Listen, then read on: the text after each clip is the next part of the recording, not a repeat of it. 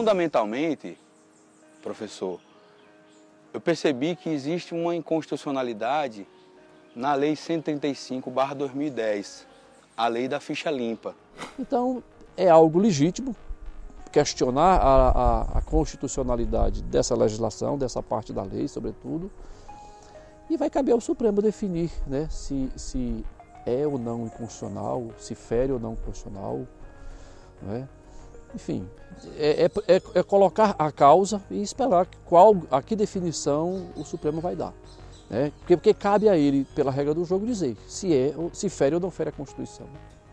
A questão do Supremo, não é? Eu gostaria que não fosse de tal ou qual forma, mas o Supremo, não, independente do meu desejo, disse que é constitucional, não, está valendo determinada medida que foi incorporada à Constituição. Tudo bem. Algumas vezes meu coração ficou apertado de ouvir isso, mas eu tenho que aceitar pela regra do jogo. Eu acho que, em resumo, é isso, né? Não nos custa nada tentar, né? Já que a gente acredita, né, na possibilidade. E aqui trata-se do diálogo em família, que é um espaço de juntar as pessoas para o exercício da cidadania e da liberdade de expressão. O propósito é de defesa da Constituição e do Estado democrático de direito. Essa é a principal preocupação. Ambiente suprapartidário e de pessoas aqui sem partido algum.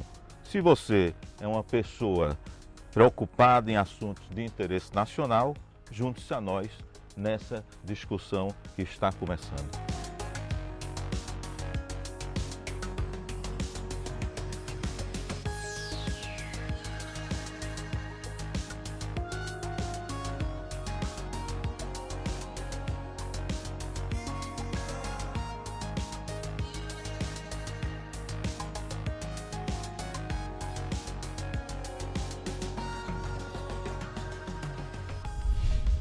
Bem, gente, tudo começou quando eu assisti na TV o julgamento de um habeas corpus do Supremo Tribunal Federal, onde eu percebi, primeiro, o alto nível de interpretação, de hermenêutica dessa corte.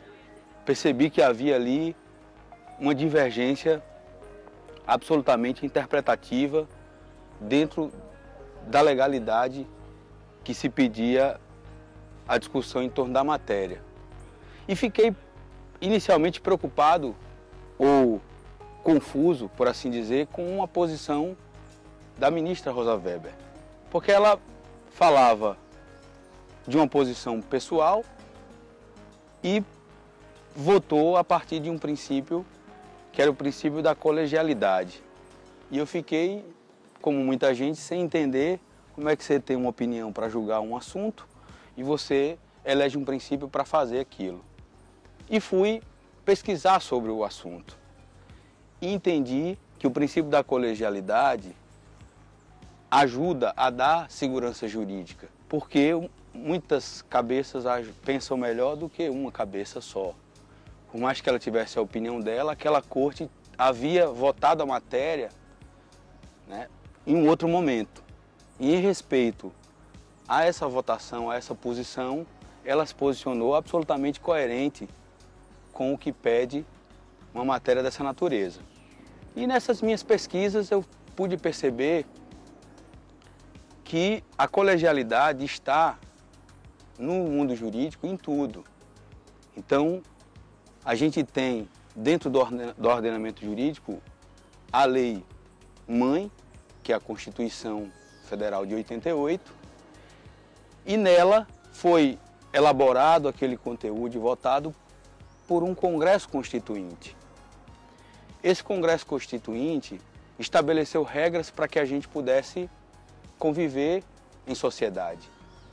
Essas regras podem ser sujeitas a emendas através de leis complementares, atos normativos, entre outros, desde que não venha a aferir nada que esteja ali colocado.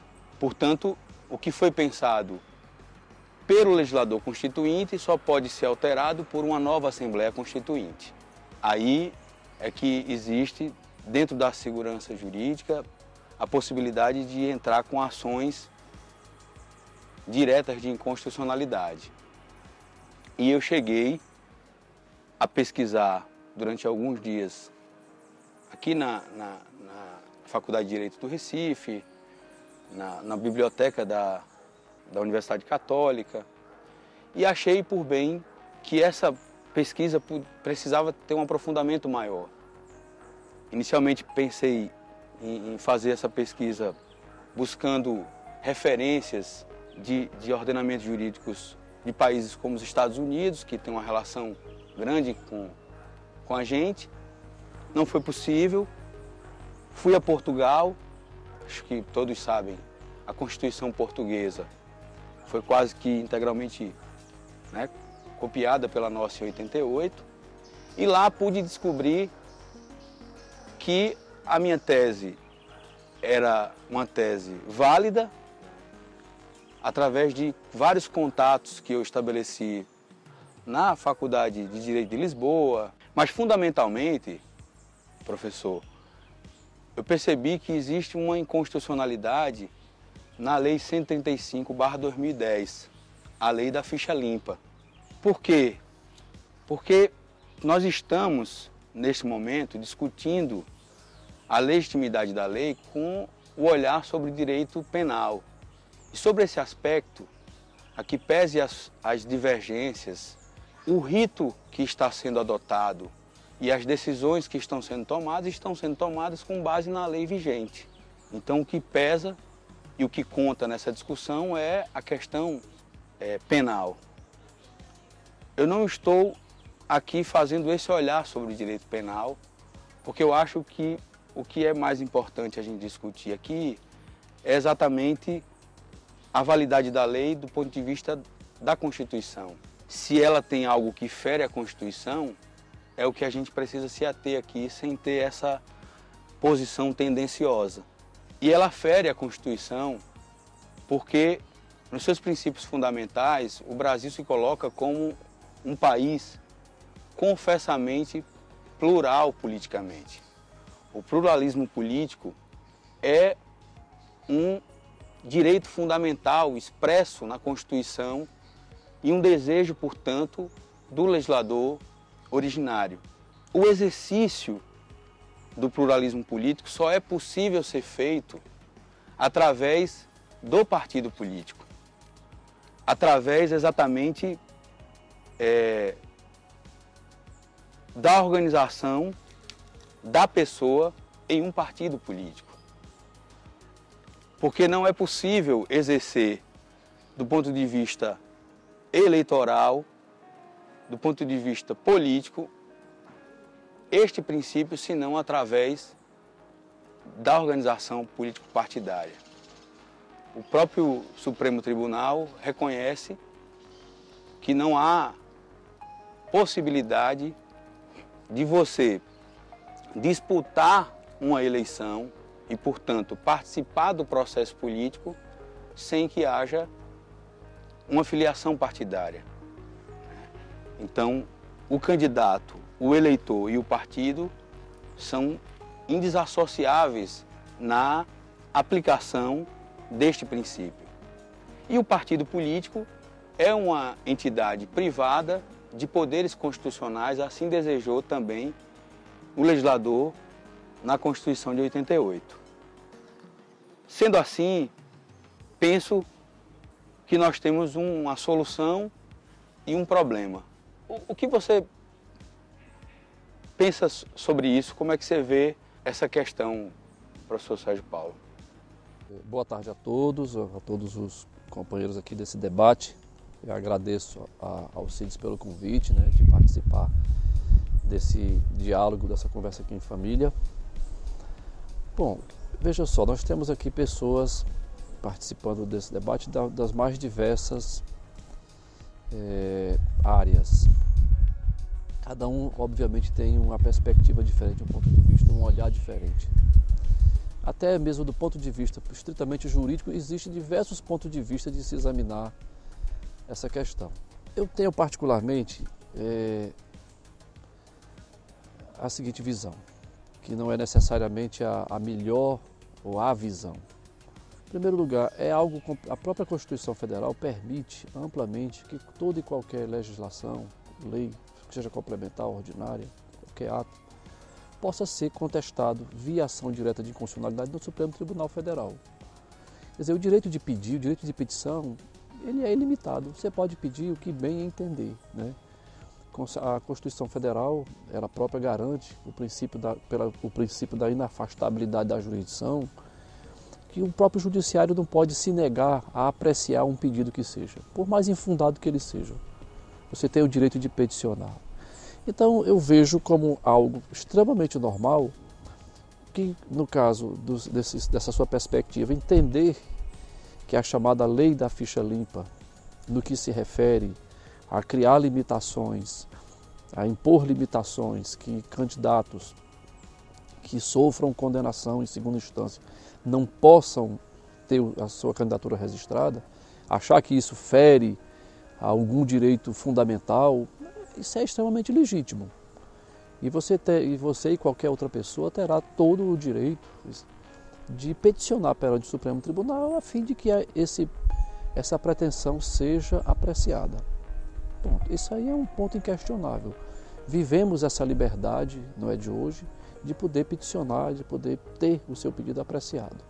É bem verdade que tem agora um dado de realidade que é a seguinte, sob o ponto de vista da própria questão de interpretação hermenêutica, que na verdade o que é a Constituição, o que é um Código de Processo Civil, é só um texto. O caráter normativo se dá com a interpretação que se dá dele, com a aplicação dele. Aquilo vira norma. Então, o que é que a Constituição diz? O que é constitucional e o que é que não é constitucional? É aquilo que o órgão que a Constituição estabeleceu, disser que é constitucional. O que é constitucional? É aquilo que o Supremo diz que é constitucional. O que é inconstitucional? Aquilo que ele diz ser inconstitucional. Eu posso até não concordar com uma coisa ou outra, acho que a decisão pode ser equivocada e tal. Mas do ponto de vista constitucional, ele existe para isso, para dar a última palavra. Às vezes a última palavra é a palavra errada, é o que erra por último. Não é necessariamente a melhor palavra, não é a melhor resposta. Mas é ele a quem, pela regra do jogo, estabelecido pela própria Constituição, é quem vai dar essa última palavra. Então, é algo legítimo questionar a constitucionalidade dessa legislação, dessa parte da lei, sobretudo, e vai caber ao Supremo definir, né, se é ou não inconstitucional, se fere ou não constitucional, não é? Enfim, é colocar a causa e esperar a que definição o Supremo vai dar. Né? Porque cabe a ele, pela regra do jogo, dizer se fere ou não fere a Constituição. Basicamente seria isso. E o que é que vocês acham dessa possibilidade, minha gente? Eu acho que, em resumo, é isso, né? Não nos custa nada tentar, né? Já que a gente acredita, né, na possibilidade e nesse sonho, né? Já que é um sonho, acho que é um sonho de todos, né? Pelo menos da grande maioria, da gente rever as coisas, da gente poder, né? Eu acredito que é por aí. Eu acredito que é isso, não custa tentar. Acho que é para isso que é bom o debate, todo mundo, cada vez mais pessoas diferentes, né, falarem sobre isso. Acho que é o mais importante. Eu queria aproveitar a presença do professor Jovenildo. A gente observa aí que de 1988 para cá, a Constituição ela sofreu várias emendas, não é? Como é que o senhor observa, não é, esses ajustes, essas inserções dentro da Constituição? Será que chegou a hora de se discutir uma nova Constituinte? Formar uma nova Constituinte para definir uma nova Constituição? Boa tarde a todos, obrigado pelo convite. Estar aqui discutindo essas questões tão candentes para a nossa vida política. E eu gostaria de dizer o seguinte, da Constituição de 88 até agora, todos nós sabemos, né, foi vamos dizer assim, ou sofreu uma série de intervenções, né? Que, do meu ponto de vista, algumas não correspondiam a que a sociedade esperava dessas mudanças. Mas o professor Sérgio colocou muito bem a questão do Supremo, não é? Eu gostaria que não fosse de tal ou qual forma, mas o Supremo, não, independente do meu desejo, disse que é constitucional, não, está valendo determinada medida que foi incorporada à Constituição. Tudo bem. Algumas vezes meu coração ficou apertado de ouvir isso, mas eu tenho que aceitar pela regra do jogo. E está fatiada, mutilada, alguns dizem que é uma Constituição tipo Frankenstein, não? Tão mutilada que ficou, e que alguns desejariam que fosse dado início a um processo de uma nova Constituinte, não? Para remediar esses malfeitos que ocorreram. Eu, do meu ponto de vista histórico, não? Como historiador, eu acho que deveríamos ir até onde for possível, não? Na aceitação do que está, do que ocorreu, do que está ocorrendo. Sem dúvida, a nossa ideia aqui é fazer valer o Estado Democrático de Direito. Aqui a discussão não tem como objetivo afrontar, pelo contrário, a nossa ideia é juntar as famílias, né, cada uma com as suas características e seus problemas, né, específicos, para debater a validade ou um caminho que nos leve à paz social, que é o que deseja todo mundo, né? Então, por exemplo, nós não queremos sequer que seja invalidada ou suspensa a lei da ficha limpa. Eu acho até, professor Sérgio, Nena, não sei, vocês acham, ao invés da gente, acho que todos os legítimos, né, universais e especiais estabelecidos na Constituição devem entrar com um pedido de avaliação do STF sobre a matéria. É legítimo que o faça e deve fazer para a gente corrigir o vício que se encontra na lei nesse aspecto. Mas ela não é num todo uma lei ruim. Na verdade, o professor colocou bem aqui, ela é uma lei que ajudou a gente a dar passos, né, mais consistentes no combate à corrupção. Moralizadora, né? A moralizar do processo legislativo, do processo eleitoral. Só que ela não pode estar acima da Constituição, ela precisa estar dentro dela. Então talvez fosse mais interessante que o próprio Poder Legislativo, eu queria ouvir vocês, já que a inconstitucionalidade tem a ver com os interesses dos partidos políticos, né, e com a sua autonomia assegurada pela Constituição de 88, professor, que eles possam fazer a modificação, a parcela, né, da modificação, informando que esta regra que estabelece a prisão do condenado em segunda instância não se aplica à pessoa que for escolhida pelo partido político para disputar a eleição. É óbvio que isso já, de cara, surge uma polêmica. Ah, mas aí vamos soltar todos os condenados e os políticos. Isso acaba com a Operação Lava Jato. Não. Isso, na verdade, ao meu ver, reforça.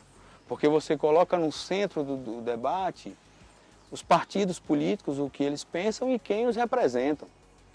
Então, né, o próprio judiciário já tem aplicativo e outros mecanismos de você identificar quem está na ficha suja, quem não está, quem é quem, né, nesse processo e por que está sendo ou respondendo alguma questão. Então, talvez tirar do Supremo essa responsabilidade e colocar na mão de quem, inclusive, aprovou, né, a lei, né, que foi o próprio Legislativo, fosse uma forma de você devolver para quem é de direito, discutir, aprovar a lei de fato constitucional sem vícios e poder assegurar com isso o destravamento da agenda política do país, para a gente poder fazer um debate mais maduro sobre a nação, onde a gente possa discutir de fato o crescimento econômico, né, a geração de emprego, que eu acho que é isso que interessa à população e a todas as famílias que estão sofrendo com todo esse cenário aí de indefinição. O que eu queria que o senhor pudesse falar um pouco, professor, e os demais também, é sobre esse processo das assembleias constituintes que aconteceram anteriormente, de maneira rápida. Mas eu sei que, me parece que a última, até 88, não foi o tempo, o lapso temporal não foi maior do que 25 anos. Me corrija se eu estiver errado. Então nós estamos numa Constituição que é de 88, nós estamos em 2018, já estamos falando de 30 anos de uma legislação que, ao meu ver, não atende mais à realidade concreta, seja dos costumes que mudaram, seja de algumas legislações que precisam ser repensadas, a exemplo do Código de Processo Penal, né? A gente tem visto aí a própria presidente do Supremo Tribunal Federal, a ministra Carmen Lúcia, colocar isso insistentemente, a lei e outros ministros, né? A lei penal, o Código, sobretudo o Código de Processo Penal, é gerador de impunidade, porque ele tem prazos muito grandes e etc. Então isso tudo pode ser repensado e eu acho que precisa ser repensado não nessa perspectiva de ficar, como o senhor colocou, mutilando a Constituição, mas de fato envolvendo todas as pessoas nesse debate. Eu queria ouvir vocês sobre isso. Isso, no meu entendimento, desloca fundamentalmente o problema que estamos discutindo. Não é? Se tal artigo é inconstitucional ou não é tal, e sim passar para outra, quer dizer, uma nova Constituição. Tudo bem. Isso aí já é como se fosse uma 360 graus, né? A mudança da coisa. Por quê? Aí vem a questão de que vamos colocar os parlamentares, né, o legislativo, como centro da questão. Porque os deputados e senadores são quem realmente, falar uma linguagem clara, que detém o poder. Né? Por exemplo, não é o Supremo, não são os juízes, que apenas interpretam a lei, mas o poder está em quem elabora a lei. Aí que está o problema de uma nova Constituição. Então se chama a razão esse processo de uma nova Constituinte e que esses constituintes vão elaborar uma nova Constituição, sanando ou aperfeiçoando a anterior. O que acontece é, de todos os três poderes, o legislativo, o executivo e o judiciário, com a divisão que Montesquieu fez do equilíbrio dos poderes, deixando essa coisa do equilíbrio, mas os mais importantes que eles, no meu entendimento, não têm noção do poder que detêm, são eles, os deputados e senadores. Porque eles é que fazem a Constituição, eles é que elaboram as leis. Não é? Nessa divisão de poderes, o mais frágil dos poderes é o judiciário. Porque, por mais competente que seja o ministro do Supremo, não sei o que tal, ele tem que obedecer uma lei que foi elaborada lá embaixo, que foi votada, senhor ministro do Supremo. A lei é essa, a partir. Cumpra-se. É assim, quer dizer. Então, assim, em termos de analogia, assim, aterrorizante, vamos dizer, o centrão, isso é uma opinião minha, isso que se chama de centrão. Eles Eles não imaginam, não é, o poder descomunal, e usar outra palavra, não, mas tá bom, descomunal que tem, se eles, assim, eu estou medindo as palavras, né, tomassem consciência do poder que eles detêm, não desse poder assim, aterrorizante de barganha, né, ocupar ministérios, não sei o que tal, mas serem pessoas de conhecimentos jurídicos elevados, tal. Vamos usar o poder do centrão, um exemplo assim, e dos centrinhos e fazer uma coisa racional, bem elaborada, tal, não é? Então, na história do Brasil, até agora, não é, esses que detêm o poder de elaborar leis, eles têm se autossubestimado, não é? Autossubestimado, deixado de lado a elaboração de leis justas, honestas, que seja para o bem de todos, e sim, quando se une no centrão, né, vamos assim, nos reunir para tirar o maior proveito possível da riqueza da nação. Não é assim que se faz, mas eles fazem. Não é? Aí é como se fosse um buraco negro que temos que enfrentar. E a gente enfrenta isso como? O que é que vocês acham? Eu acho que a gente enfrenta isso com mais gente, as famílias participando, a gente contribuindo com essa troca, com os notáveis. Mais gente conhecendo, né? Tendo mais conhecimento, sabe, das coisas, né? Das causas e das coisas, né? Para poder até uma palavra que você fala muito, mas até lutar, mas é isso mesmo, lutar pelo bem maior, que é o bem da nação mesmo.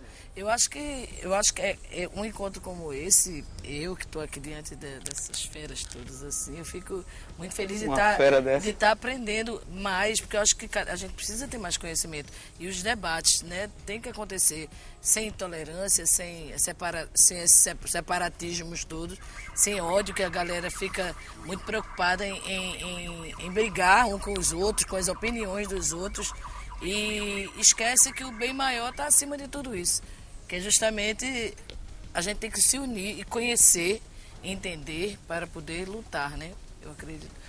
Para poder entender e melhorar. Aproveitando esse gancho aí da necessidade da população em geral participar de forma efetiva, no caso do professor Sérgio Paulo, se fosse a gente partir para uma nova constituinte, como é que a sociedade ela poderia se mobilizar mais, não é? E ter realmente uma participação efetiva na discussão? Bom, o modelo, e é o modelo do mundo todo, se dá sempre por representação, né? Você não tem como participar diretamente, né? A não ser apresentando sugestões a quem tem o poder constituinte. Agora, eu comungo da ideia do professor, que eu acho que você não vai ter nunca a constituição de seus sonhos, é sempre uma obra humana imperfeita. E nós temos exemplos de países que têm textos constitucionais vigendo há séculos e não precisou mudar o seu texto. O que se atualizou foi a leitura que se faz desse texto. Se houver um clamor social de que aquele texto não atende mais às expectativas, que eu não vejo assim, eu penso que aí é o caso de se convocar uma nova Assembleia Constituinte, assim, de se elaborar um novo texto, mas a gente sabe que quem serão nossos constituintes, né? Quem serão essas pessoas, né? Mas aí também, pegando só um gancho dessa sua fala, aí também a gente tem que entender que cada povo tem um país que merece. Pronto. E aí a gente precisa, se é fato que todo poder emana do povo, sem ser aqui retórico, né? A gente precisa aproveitar o processo eleitoral para cobrar e para conhecer melhor as pessoas que são candidatas, representantes dos partidos políticos, e se posicionar.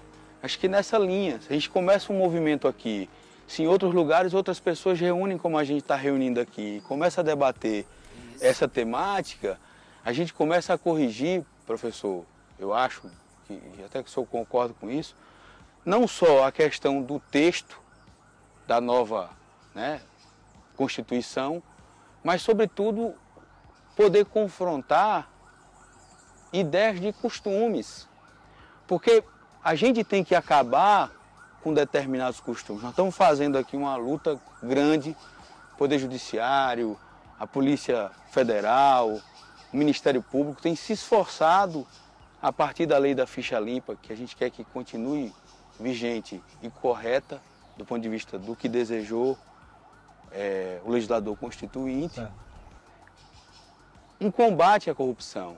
Só que essa corrupção ela acontece em todas as esferas, em todos os poderes. As pessoas se corrompem até no processo eleitoral, né? O eleitor pega o dinheiro daquele candidato corrupto e vota em outro.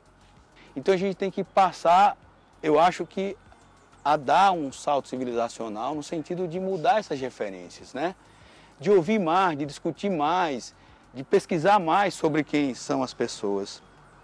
Porque está tudo muito ruim, mas se a gente começar não vendendo o nosso voto, vai melhorar. Só existe corrupção porque existem os corruptíveis, né? É a lei da oferta e da procura, né? Então, eu acho que é justamente isso. Eu acho que todo o diálogo, que eu acredito que tem que ter o diálogo mesmo de todo mundo, principalmente os que pensam diferente, que deviam, né? Para poder todo mundo chegar a um lugar comum. Que é justamente isso, que ele estava falando assim, a gente vai buscar uma nova Constituição, né? Mas quem é que vai fazer? São os próprios deputados, as próprias pessoas que a gente está todo mundo, na verdade. Aí eu falo como povo, eu acho que assim, aqui eu só aqui não estudei, né, como historiador, como professor, como vocês, mas eu falo mais pelo lado do povo mesmo, da pessoa que... Estou aqui como uma pessoa que não entende muito de muita coisa, mas precisa entender muito de muita coisa para saber que está todo mundo desesperançoso. E a desesperança paralisa, né? Eu acho que a gente tem que ter esperança e tem que acreditar que se eu não sou corruptível, se eu não sou a favor da corrupção ou desse processo que está acontecendo, eu sou uma pessoa que pego na mão de outra, que também não acredita, que pego na mão de outra também. E a gente vai fazendo a nossa parte. Aí é como você falou, se a partir desse diálogo, que essas pessoas que estão nos vendo, que estão nos escutando, fazerem em outros lugares, e isso abrir, eu acho que a primeira grande ganho vai ser esse, né? Que é aquela história do todo mundo pode, né? A gente pode fazer, o grande sonho começa disso. E a gente termina ajudando o judiciário que está com o abacaxi na mão. Isso. Se a sociedade se mobilizar, se a sociedade for dando opinião, né, professor? Acho que esse movimento de pensar, né, uma Constituição, uma nova Assembleia Constituinte, ou só isso que a gente está fazendo aqui, de debater as questões e tal, se de fato não é um processo importante que contribui com a forma do magistrado ver a coisa, a interpretação. Não vejo só a questão do magistrado, não. Eu acho que é um ato político, um ato importante, onde a gente para pensar que hoje é uma coisa mais difícil, né? A gente todo nessa correria, ainda mais pelas redes sociais, pouco se reflete, só se repete o que os outros falam, se reproduz, de parar para refletir sobre questões importantes. E acho que isso é importante, que a gente possa parar um pouco, pensar, né, nos problemas que afligem a todos, dos quais todos sofremos como povo, como sociedade. E só para pegar um gancho na fala anterior, eu tenho também dizer o seguinte, até quando se fala dessa questão de constituinte agora, eu acho que nós temos uma agenda mais importante inicial, que é tentar pacificar, sabe? A gente está muito beligerante. Nós brasileiros, nós não éramos assim. Estamos muito intolerantes uns com os outros, sabe? Por conta de questões político-partidárias. Estamos se afastando de pessoas por conta de pensamentos, de ideias. Então, acho que nós estamos precisando de uma pacificação, de tentar se encontrar com... A gente foi sempre um povo tão pacífico uns com os outros. Se a gente não se cuidar, daqui a pouco a gente vai estar se agredindo, certo? A gente precisa ter cuidado com isso, para onde é que nós estamos indo, né? Abrindo mão de nossa história pacifista, tolerante, né? Tudo alegre, e estamos se tornando um povo intolerante uns com os outros, aqui dentro mesmo, né? Então acho que a gente tem uma tarefa e passa por isso, sabe? De aprender a conviver com o outro, com a diferença, sabe? independentemente do que você faz ou deixa de fazer, do que time torce ou deixa de torcer, né, suas preferências partidárias, eu acho que mais importante são os laços com as pessoas. Aqui com um evento que fala de família, às vezes dentro da nossa própria casa, temos pessoas que têm visão de mundo muito diferente das nossas. E nós temos que conviver com essas pessoas. Não posso mandar meu filho embora de casa, não é? Não posso mandar minha mãe embora. Quer dizer, temos isso na rua se reproduz também. Acho que é o primeiro caminho para tudo, né? Para tudo, toda e qualquer coisa, todo e qualquer sonho. Antes de tudo, é isso. Como é que a gente consegue uma coisa coletiva se a gente não se dá as mãos, não respeita? Então não vai para canto nenhum se a gente não se respeitar. Acho que a base toda é essa e eu acho que isso é urgente, né? Eu acho que é urgente. A gente não vai começar uma terceira guerra mundial porque eu torço por um time diferente do outro, eu tenho uma opinião diferente, né? Exatamente. E a gente está vendo gente morrer no Brasil por ter opinião diferente, o que é um completo absurdo em qualquer país civilizado, né? Por isso a importância desse novo salto civilizacional. Então a gente chega ao final aqui desse diálogo. Eu queria agradecer muito a vocês, né? O Adilson Oliveira, o professor Sérgio Paulo, meu amigo, minha amiga Nena Queiroga, professor mestre em História e um combatente aí da luta do povo, Jovenildo Pinheiro. E esse é apenas o primeiro diálogo de outros que a gente pretende realizar com outros personagens da vida social que, assim como nós, têm preocupações com o país, que, assim como nós, quer juntar essa família, né? Essa família chamada Brasil.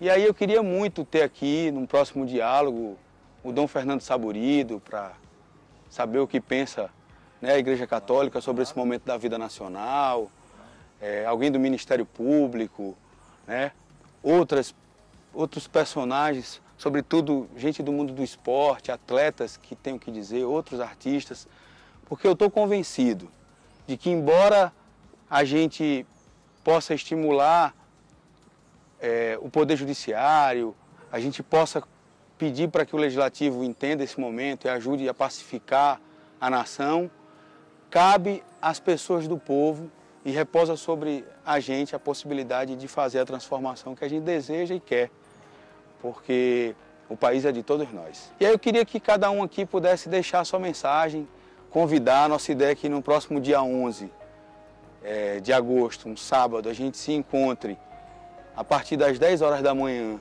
no Marco Zero, ou na pracinha de Casa Forte, ou em qualquer lugar que cada um de nós estejamos, para a gente convidar as pessoas a fazerem parte dessa revolução, né, que a gente está chamando de revolução do amor, usando como símbolo dela uma rosa, uma flor, para convidar pessoas que possam ajudar a gente nisso. Eu queria que vocês deixassem aqui essa mensagem também. E mais uma vez, muito obrigado. Gostaria de expressar aqui meu sentimento de gratidão por esse dia tão maravilhoso, por esse ato tão significativo, e convidar a todos vocês para no dia 11 de agosto estarmos ou lá no Marco Zero ou na Praça de Casa Forte,